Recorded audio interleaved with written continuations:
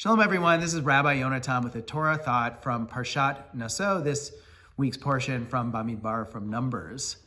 We encounter this week the subject of Nidarim and also the Nazir. Nidarim are oaths, religious oaths, and the Nazir is one who takes these religious oaths. And we read, Daber el b'nei Israel, v'matah ish o isha ki yafli lindor neder nazir lazir ladonai. And this means that speak to the children of Israel and speak to them, whether it's a woman or a man that takes one of these oaths to become a Nazir, someone who says, I am not going to do some certain act. It could be drinking alcohol or wine or cutting your hair, and the list goes on and on. I think the subject of oaths is very interesting, and to think of it maybe even in our own modern contexts. We could think of a New Year's resolution. We say, I'm not going to do something this year. I'm not going to eat sugar this year, or sugary foods, or there's all kinds of things that one could do like that. But what is really the power of an oath? Could say, well, this oath was made before God, and so we're sort of saying, I'm promising God I'm going to do this thing. But isn't promising God or promising ourselves a very, very powerful way to change our behavior and our action?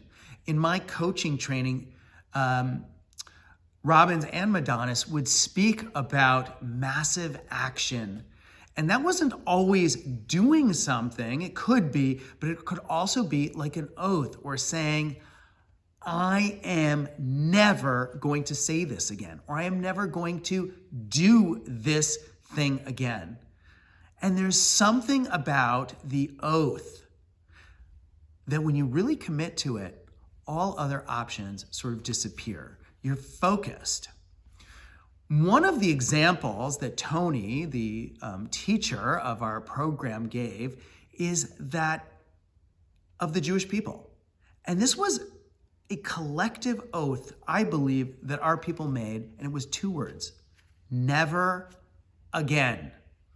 Never again will we allow such a tragedy, more than a tragedy, such a terrible, terrible catastrophe for our people ever to happen again.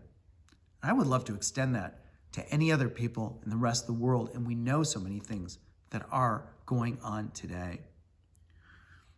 When I read the Australian Jewish News this morning, and I read about anti-Semitism in our own schools in the Brighton Secondary, my heart really went out to these students and to the apathy of what was done about these terrible incidents. And it reminded me that we need to take our oaths seriously, our collective oaths, like never again.